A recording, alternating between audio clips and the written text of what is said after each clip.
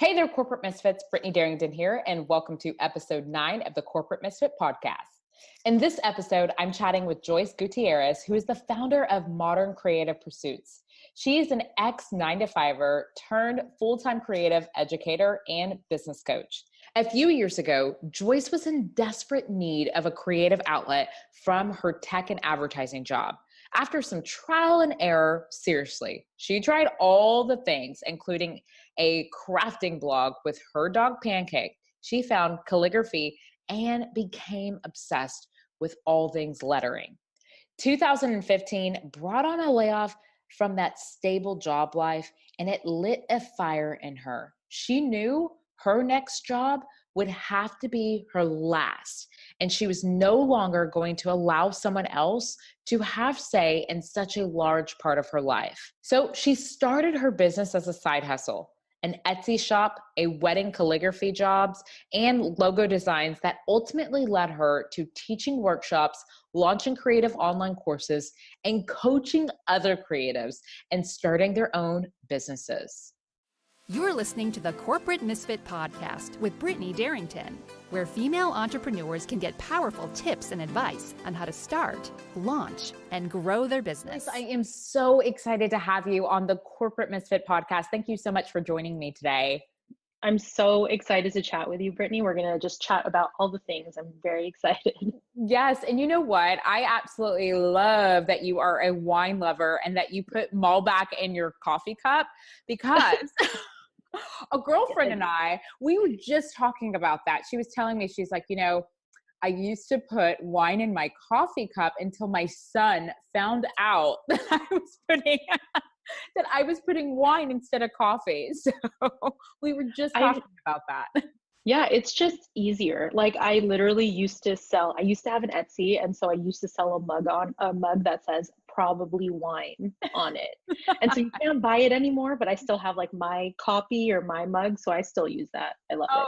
I love it. You need to sell those again, girl. Cause I probably need one. I'm like, I need one. This is probably wine in here.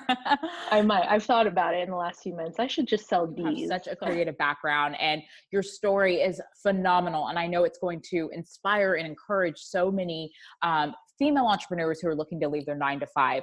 For those of my viewers or listeners who might not be familiar with what it is that you do, can you give us a background on how you started? I was in the ad tech space for about 9 years, working in San Francisco and working in New York. And, I was working with clients. So sales, post-sales, pre-sales, sales pitches, anything post-sales really. And I needed to use the other side of my brain. Mm-hmm. So, beyond the meetings and beyond these emails that you're just on all day, I just needed to figure out something else to do to relax my brain after these long days. Frankly, after these meetings that maybe shouldn't have been meetings, but we all have those kind of meetings when you're in the corporate setting. So it was just kind of this escape for me.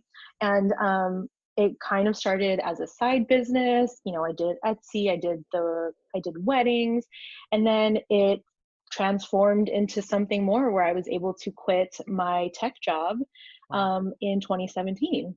Wow. And how long did it take after you decided to start as like just a side job and grow this while you were still working your 9-to-5? How long did it take for you to eventually be able to go into a full-time position? Probably a year and a half. Mm-hmm. And to be honest, I think it would have taken longer if I hadn't hired a business coach for those last 6 months at my job. I didn't know those were going to be the last 6 months at my job, but I hired her and then it ended up working out. So about a year and a half as a side hustle. And then I went full time. What was it that kind of just allowed you to say, okay, this 9-to-5 is no longer for me. I need to go ahead and pursue that full time? Yeah, no, I mean, I knew that before even working with her. I just didn't know how to get there. And so it really helps me to work with her because you have that outside perspective. And, sometimes it takes someone else to see your zone of genius, which is what she found in me. Like, people are always asking you this, you're focused on weddings. You don't have to do wedding calligraphy. Like, why haven't you done a course yet? because you launched this Etsy without knowing anything about Etsy and it worked. So let's do your first course on that. And it took that, like, that wasn't even my idea, but from that point onward, I got into course creation and education, and that's now the focus of my business. No custom work, no weddings. People hear that you're a calligrapher and they're like, oh, you must have a ton of weddings. I'm like, no weddings by choice. No. I rather teach you how to do your own wedding calligraphy than actually do your wedding calligraphy. Wow, that's so awesome. And a lot of people who are always interested in getting into the online things, like you said, it is really powerful once you can discover what it is that you want to focus on. And once you get into that online world, I didn't even realize, I mean, I'm sure you probably, this is where your business coach came in. I didn't realize that you can make money just online through education. At first I was like, well, I don't have a product to sell, or I don't have this to sell, so I can't do that. And when I discovered that you can sell online, like your education, your knowledge, you get to touch so many people. I'm sure you have customers everywhere. Yeah. Gosh, like Australia, Hong Kong, Singapore. One of my watercolor courses, popular in Singapore. That was random, but yeah, so like people everywhere. I love that. Now, when you were in that last 6 months of your job, did you have any fears or any challenges that kind of came about before you left? Oh gosh, I think I will say, my perspective is when you do own your own business, sometimes that fear never goes away, but as an entrepreneur, you just learn how to push past it.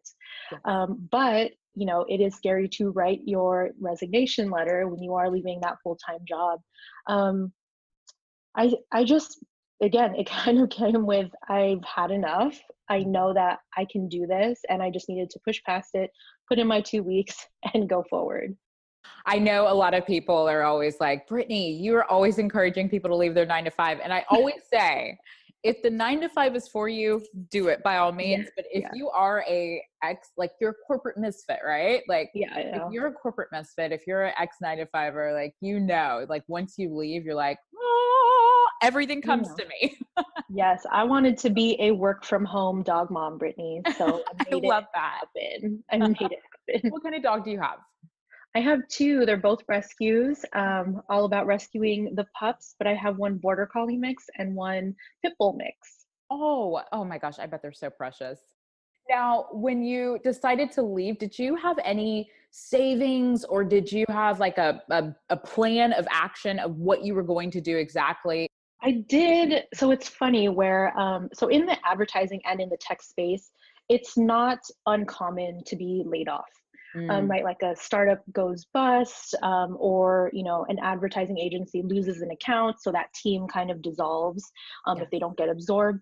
And in 2015, I was actually laid off from one of my tech jobs, and at that point, I was like, okay, I need another job because I can't. Like, I was just starting calligraphy, so I knew that my next job was going to be my last job. But I did need that last job. But funny enough, the tech company that did lay me off in 2015, I had shares in it, vested shares, and they ended up getting acquired for a very, very large amount of money. And so I got paid out. And it's funny that like the industry that I was just miserable in, and the job that laid me off was actually how I was able to leave. But yeah, that's how. And I know there are stories of people that have saved for it and whatnot. And to be completely transparent, like I didn't, but I was so lucky to have this kind of windfall because of the job that laid me off 2 years prior. Wow. That is actually really amazing to hear that. And I'm so happy that happened for you because like you said, like some people save for it and they have no idea. And some people don't save and then they get out there and they're like, what do I do now? How do I pay my bills? But gosh, to have that's so helpful, especially in the beginning stages, because you've worked with a ton of startups prior to starting your own business. So sometimes that cash flow and all that kind of stuff, you can burn right through it quickly and easily. So, oh gosh, it's awesome. It was just one of those things of like laughing with the universe because of course it came from the job that I was probably the most miserable at, but also like it just allowed me to leave the industry. So it's funny that happened that way. Now, how did you decide what it is you were going to do? I know you wanted to kind of touch on your creative side of things, but how did you know exactly like, okay, I am going to really get into this sort of work, working with weddings and working with, just your creative side? How did you tap into that? I am not someone who is naturally creative or naturally gifted with creativity, or, I'm not someone who as a child like took all these art classes. Like, Asian parents, you're going to school, there's no art classes. So that was kind of my upbringing. And I approached a few different things beforehand. I tried knitting, I tried sewing, I tried a blog with one of my dogs, and we crafted together. I know, I'm crazy dog That mom. is so cute. And none of it stuck. And then, I started like creepily watching people on Instagram, calligraphers on Instagram, just like writing. And I'm like, there's writing. Like, I can do that. And then I try it and I'm like, oh, I can't do that. It is harder than it seems. Wow. It's actually more like drawing than your regular handwriting. But it stuck because I figured like, okay, it's like one stroke at a time, one line at a time. And I just built it up from there. And I became like obsessed with it where, when you get home from your day job, all I wanted to do was letter until I fell asleep. Wow. Yeah. That's beautiful. I love that you said that it didn't come naturally to you, but ultimately you found a way to make it work. And then you just kind of kept working on it and it became your outlet, especially after working in sales. I mean, totally. Gosh, I'm sure like you're like, I just need to decompress right now. And that's what it is. And that's what was so beautiful about it, that, I might start and not realize 3 hours literally just flew by. And I did not think of a client email. I did not think of a meeting the next morning. So that's how I knew it was for me, where I could just really push that all the like work stuff aside and just have time with this craft. Love it. Now, when did you know it's time for me to start an Etsy store? It's time for me to start selling this. My work is actually good. I need to put this out there. How did you know when to do that? I think it was that I was like, okay, I think someone might pay for this. And, in the early days of my Instagram, I put a lot of kind of like punny things or sassy things. So I'm like, okay, but like, what if I just did that beyond paper and I put it on a tote or maybe a mug or a tumbler or something? So I kind of just winged it. Which is not like me. I'm like type A Virgo, but I was like, yeah, let's try the Etsy. Why not? So I kind of just winged it, but I did a lot of research. So that is the Virgo of me, the kind of tags and like how many photos are ideal, how many products are ideal. So I probably spent, I don't know, 6 weeks or 2 months just kind of working on products and figuring out what would work for me and what I liked, and hopefully other people liked it. And I actually launched before a holiday season. So that also did not harm anything. That actually helped to be able to do that. But that wasn't even like a conscious decision I made. It just so happened that I had launched. But I think it came from that, like, hey, what else can I do beyond paper? Let's put it on something else. Absolutely. Anyone wants to buy it. I love this.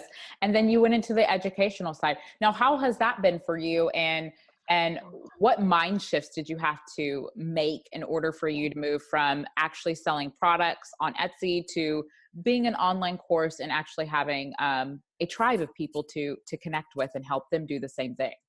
Yeah, the mind shifting with any creative is like, am I good enough? Is my work good enough? And then beyond that, okay, if you think that, but then can I teach others? Like, who am I to say this is how you should do things? So that was definitely a mindset shift that I needed to overcome. And the whole education thing actually started because then it was, January 2017. I'm like, okay, well, one of my goals or something I'm a little bit interested in is teaching calligraphy in person. It started in person and I do still teach in person.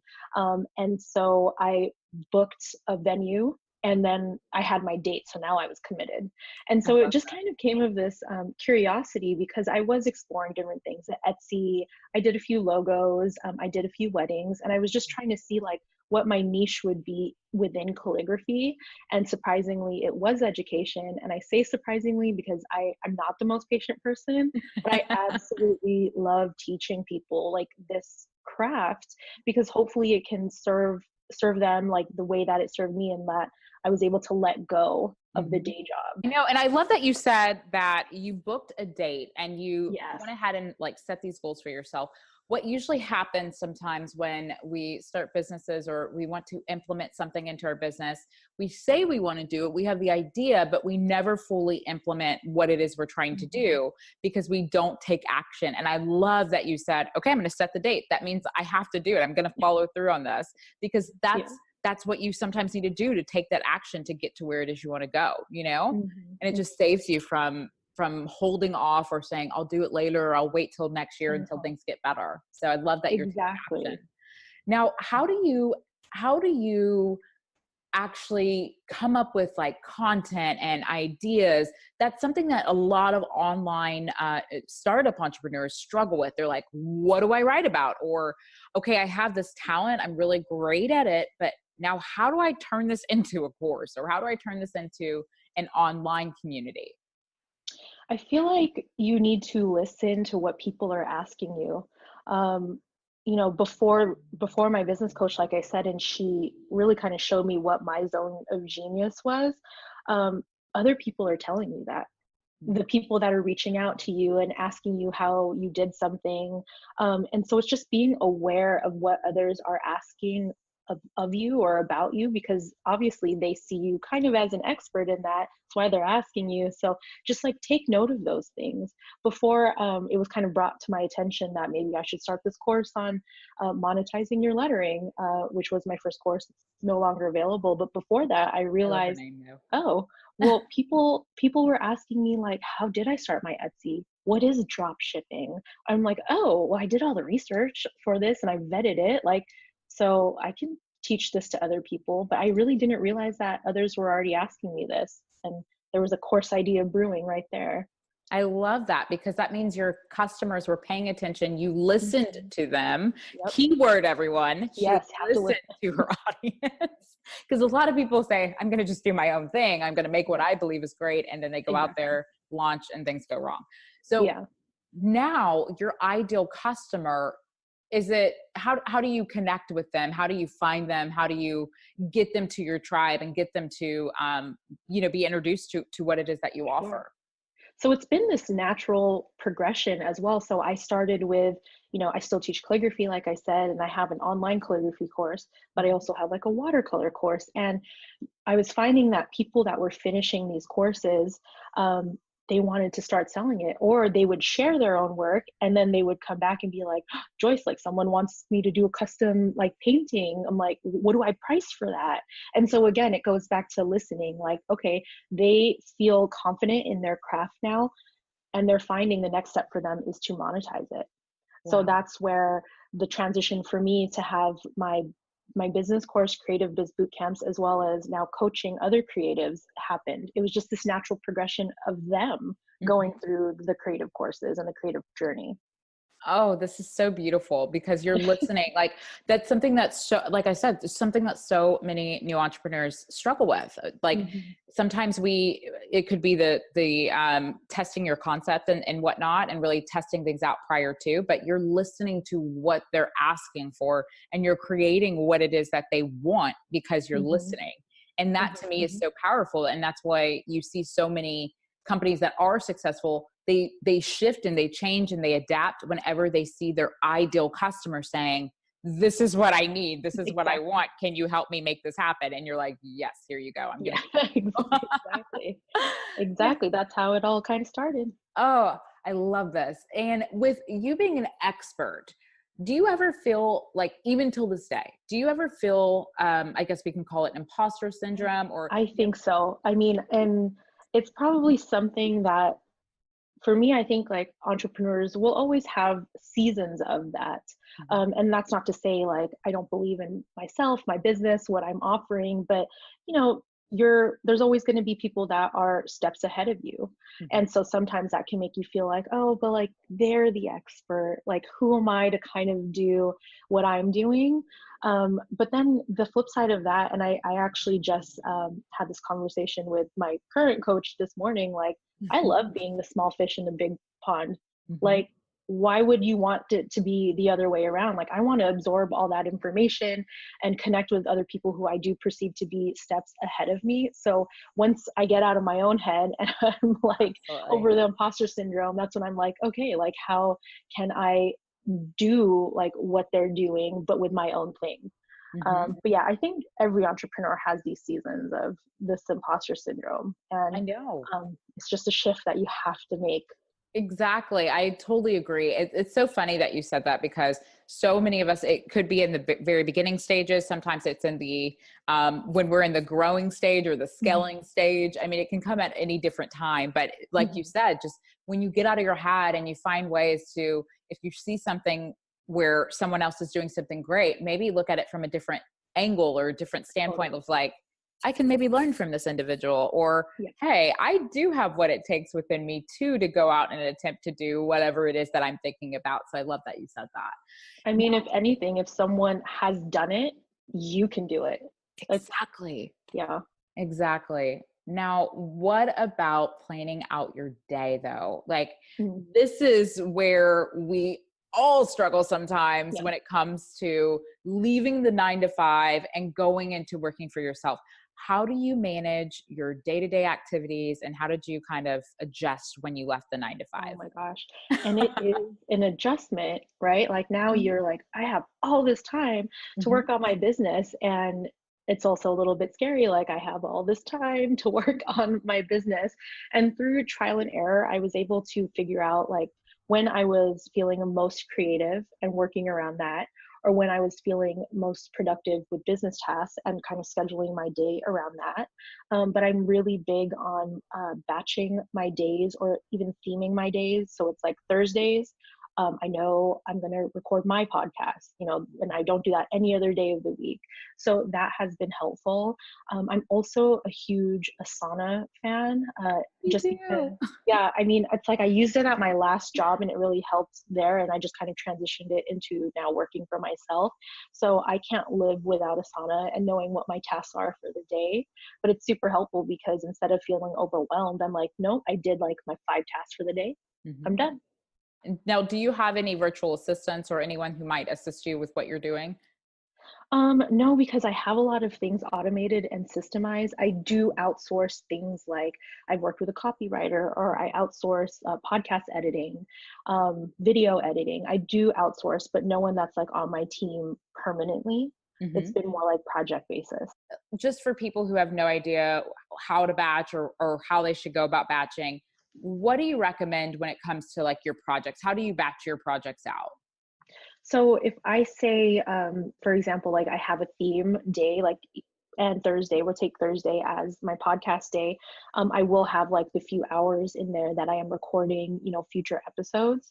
But also if that whole day is like for podcasting, before that, that might be when I am drafting up show notes, or when I am, brainstorming new ideas with my co-host. So the whole day will be centered around this central theme, but then I will take like chunks of time for something specific to that theme. Now, when you decided to leave your 9 to 5 and actually go full time, did you have the support? Did you have the ones cheering you on and saying, yes, you can do it? Or did you have some of those moments where you're like, I cannot believe this is happening. Why are they not supporting me? Why aren't they encouraging me?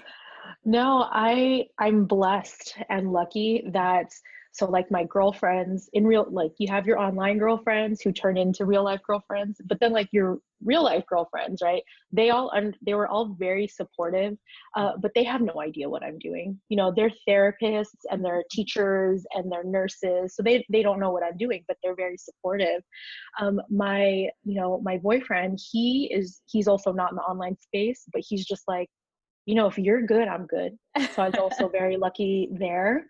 Mhm. I will say, like, oh my gosh, funny story, Brittany. When I did quit and I told my mother, I like cried. I was planning to tell her that I had quit like after, when I could like vet it and show her like, look at the money I made, right? But I ended up actually telling her, within the last 2 weeks of my job, and I was like so emotional, I cried. I'm not even a crier.